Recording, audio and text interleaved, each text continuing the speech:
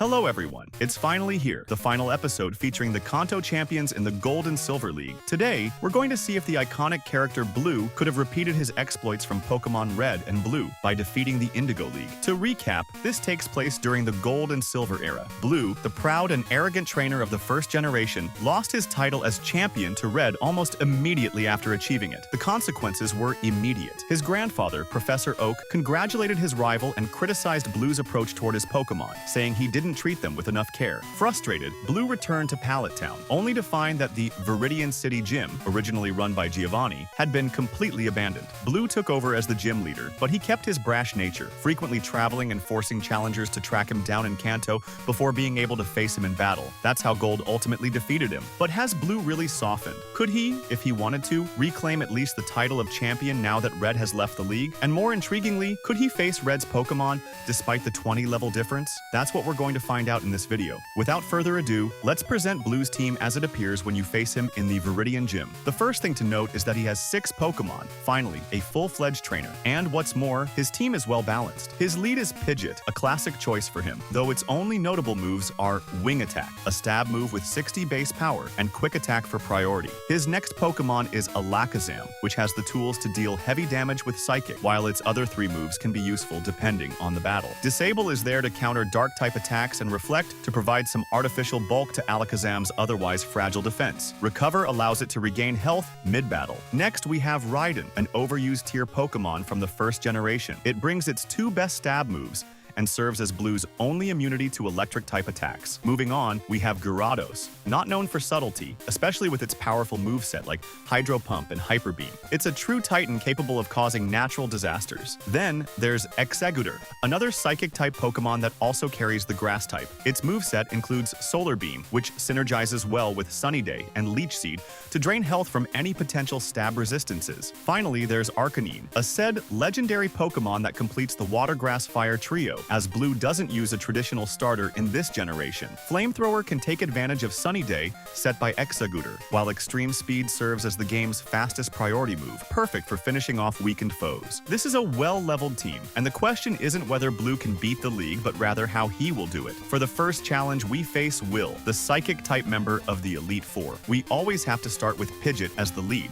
While Will sends out Xatu, we decide to attack to test the damage, and on the first turn, we land a lucky critical hit that one-shots the opposing bird. A great start to the battle as Jinx enters the field. We switch to Arcanine, who, with a stab flamethrower and higher speed, easily one-shots the Ice-type Pokémon, forcing Will to bring out his Water-type Slowbro. Here, we have an answer, Exeggutor. It sets up Sunny Day and then fires off a Solar Beam with 120 base power, once again scoring a one-shot for Blue. Will's next Pokémon is Xatu, and we haven't lost any HP yet. Our response is Raiden, a ground and rock-type Pokémon. A few turns later, after taking our first bit of damage, Raiden lands a Rock Slide to take out Will's best Pokémon. Finally, Will sends out Exeggutor. While this Pokémon can be tricky, it doesn't stand a chance against Arcanine, who roasts it with Flamethrower. It's another one-shot, and Will concedes defeat without ever truly putting up a fight. As expected, Blue steamrolls through the league, moving on to face Koga and his Poison-type Pokémon. Koga leads with Ariados, a Bug-type, so once again, Wing Attack is the first move we use. It's an instant one-shot. No surprises there. Against Forretress, we bring in Arcanine. This battle is almost identical to the one against Will, and though Forretress tries to set up entry hazards, Arcanine's quadruple effective fire move incinerates it instantly. Koga's next response is Muck, a Poison-type.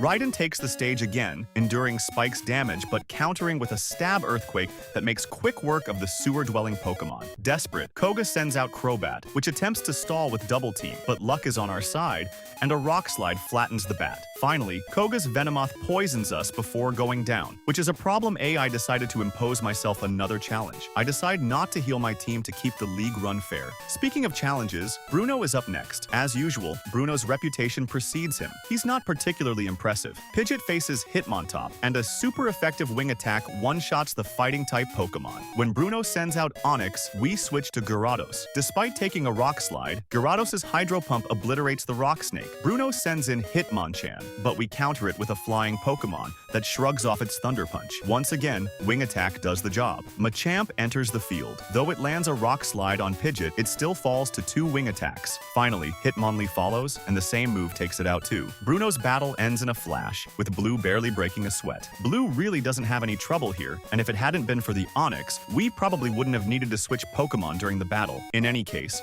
Marion greets us next, and this trainer starts the fight with Umbreon. We immediately switch out to avoid taking damage on our Pidgeot. Instead, we go with Arcanine, since it knows Swift, just in case Umbreon tries to use Double Team. In 3 hits, the evolution is knocked out without using a single evasive move. The work was clean, and Marion sends out her Gengar next. We'll need to dig into our bag for this one and send out our Psychic Pokemon, Alakazam. On the switch, it loses half its HP, which works in our favor since we can finish it off with a single Psychic. Plus, when we KO a Pokemon, we don't get cursed, so it's perfect for us. Then comes Murkrow, which completely walls us. But that's not a problem. We have enough Pokemon to deal with it, and here, Gyarados is the choice. It takes minimal damage on the switch, so with a single Hydro Pump, it can take down the ill-fated bird before facing Vileplume. The Grass and Poison Pokemon now has to face Arcanine. It plays its hand well by paralyzing us, which gives it a chance to land another attack before taking our Flamethrower, which completely incinerates the parasitic plant. Finally, it's a fiery showdown with dogs at the end of the battle, and with extreme speed, Arcanine takes the upper hand, not even being hindered by its paralysis. Victory is complete. We still have all our Pokemon before facing Lance, even though they've taken quite a beating. Will we manage to go through this league without losing a single Pokemon? Lance starts with Gyarados, while we lead with Pidgeot, which only has 66 HP left, so we'll switch in Exeggutor, who is still in good health. Exeggutor first summons the sun before attacking, but unfortunately, I didn't notice that Gyarados had used Rain Dance. As a result, the attack will now take 2 turns to charge, forcing us to summon the sun again. However, Gyarados takes advantage of this to hit us with a Hyper Beam, steadily whittling down Exeggutor's health. Eventually, we manage to take down Gyarados to prepare for the series of Dragonites. Against the first one, we use Leech Seed, but it paralyzes us in return. We're worried this might be the one with Flamethrower, so we switch to Gyarados, but unfortunately, it uses Blizzard, and this turn ends in a critical hit. Gyarados loses a significant chunk of health right off the bat, but attempts to retaliate with Twister, a Dragon-type move that isn't very effective, to be honest. Dragonite counters with Hyper Beam, leaving us vulnerable since we have very little HP left before finishing it off with one last Twister, recovering as much HP as possible with Leech Seed. The next Dragonite comes out, and we anticipate Thunder. We send in Raiden, who, despite being poisoned, is perfect for this move. Rock Slide is the obvious choice, and even though our Pokemon is slower, it manages to one-shot Dragonite, a remarkable feat. Finally, the level 50 Dragonite enters, and things are about to get tricky. Most of our team's HP is in the orange zone, except for Exeggutor, who is paralyzed and potentially weak to Flamethrower. Which Pokemon should we choose to defeat Dragonite? We hope it uses a fire attack, but unfortunately, it chooses Outrage. By some luck, this doesn't one-shot Arcanine. However, its HP is in the red, and although Extreme Speed has 80 power, the likelihood of a critical hit is very low. So, on the next turn, Dragonite defeats the first Pokemon in our lineup. This is absolutely outrageous and somewhat disappointing for the auxiliary challenge, but our options were limited. If we had planned for this specific challenge from the start of the league, we could have optimized our chances even further against the champion. So, we send out Alakazam, who can eliminate the level 50 Pokemon with a single Psychic. The next Pokemon is Aerodactyl, and against the Mastermind, it stands no chance and gets one shot.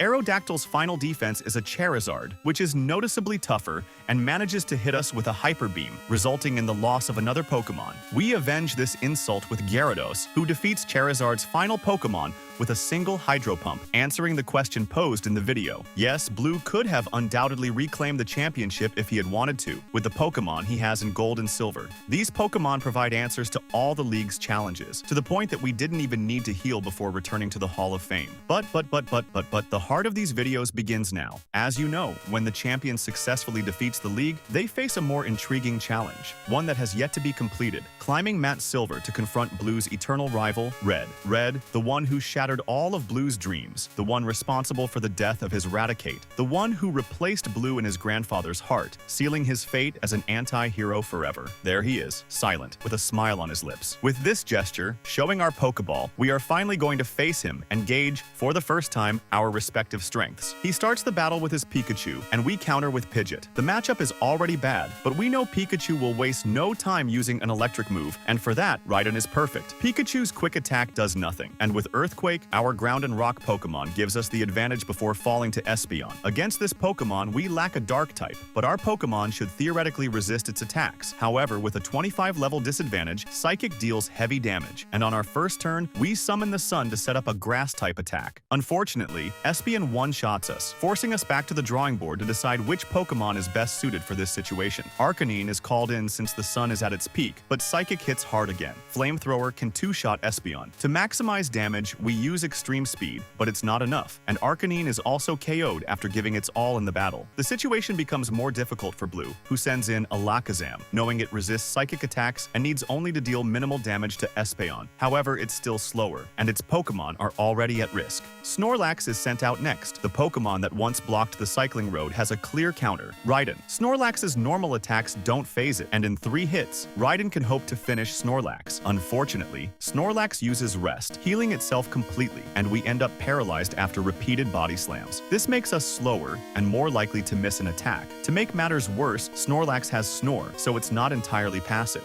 Eventually, we defeat it. Raiden fought hard in this battle, but the 3 starters remain, and our Pokemon is no longer useful. We sacrifice it, but manage to land an Earthquake on Venusaur before it faints. Pidgeot is sent out and uses a Flying-type move, perfectly countering the Grass-poison Pokemon. 2 Pokemon remain for the final victory, Blastoise, and we try to continue with Pidgeot, but switching isn't really an option. Unfortunately, the turtle knows Blizzard, making this fight very difficult. We call in Gyarados, but it doesn't have a good attack to deal with Blastoise, which still has that Ice attack, neutral against our water-flying Pokemon. Hyper Beam is decent, but the recharge turn is a severe handicap. As a last resort, we summon Rain to boost our water attacks, but in hindsight, this was a terrible idea, and Gyarados is KO'd. We then call on Alakazam, whose Stab Psychic lands a critical hit but sadly doesn't one-shot Blastoise. With one last Surf, Blastoise defeats us, granting victory to its master, Red. The first battle was quite epic, but we know we made several mistakes. We'll try a different strategy next time. Still, we can already identify the Pokemon that pose the biggest challenges. The first is obviously Espeon. This type is extremely troublesome without any dark Pokemon around. We're far too hesitant against its Psychic attacks, making it tough to counter. By sacrificing Arcanine, Gyarados, and Pidgeot, we can conserve our Psychic Pokemon while defeating Espeon. However, the next issue is Blastoise, which doesn't fear Alakazam or Exeggutor thanks to its Blizzard attack. In fact, it's the second Pokemon that's difficult to overcome. Even with a few critical hits, I couldn't manage to get past it, so I restarted the battle an uncountable number of times, hoping for a mid-roll or for Espeon to be passive against Exeggutor. And when it happened, I sent out Arcanine to finish off the Psychic Pokemon. However, Blastoise is still present, and there's still no concrete way to deal with it. Only Gyarados can resist it a little bit. So, Gyarados is sent into the battle to chip away at it as much as possible, but as you can see, this tactic isn't very effective. None of my other Pokemon can deal significant damage to it either, while Raiden is essential for Snorlax if we want to do things right. At that moment, I turned off my Game Boy, curled up in bed in the fetal position, and cried. I was convinced that with this team, Blue couldn't defeat Red. However, a few weeks ago, while browsing through my saved footage, I remembered my video on the Indigo League, where every trainer from Pokemon Gold and Silver faced off in a tournament, and naturally,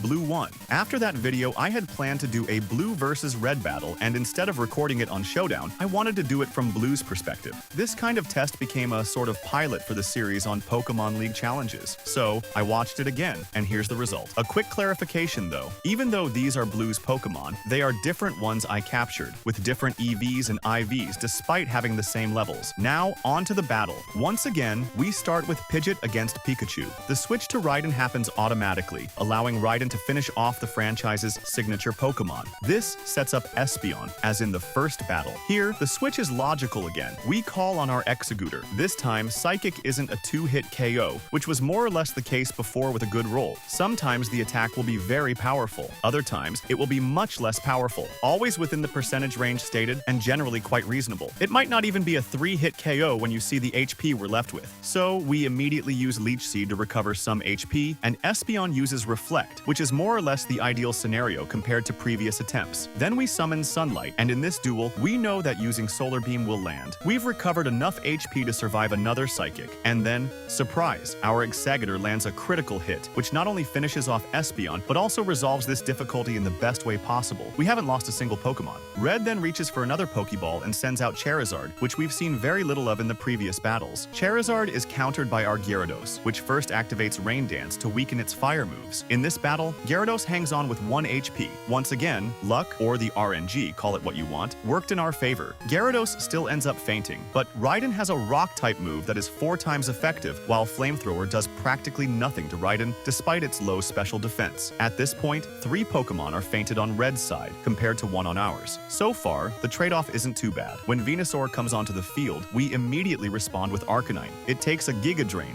but it hardly feels it. Naturally, because of the rain, our Flamethrower is less powerful, but Venusaur shouldn't be a problem. And if it survives with 1 HP, Extreme Speed can finish it off. Red now has only 2 Pokemon left before sending out Blastoise, the second major difficulty from the previous battles. We send out Exeggutor, without much hope. It manages to survive Surf, so we go for Leech Seed in case Blastoise misses its Blizzard. That doesn't work, but it's fine because we still have an Alakazam at full health. Meanwhile, Blastoise messes up a bit with Whirlpool and then Rain Dance. Since this turns into a 3-hit KO, we finally take down the turtle, paving the way to face the ultimate obstacle in the game, Snorlax. Since it has physical moves, we use Reflect, but we know that won't be enough to hold it off. Alakazam can still chip away a bit before fainting. However, we still have Raiden, and as I mentioned earlier, Raiden counters Snorlax perfectly. Its Earthquake does solid damage, and eventually, a lucky critical hit finishes it off. Yes, it is possible to beat Red with this team. However, it takes a mix of luck and good base stats. What's funny is that during my saved attempts,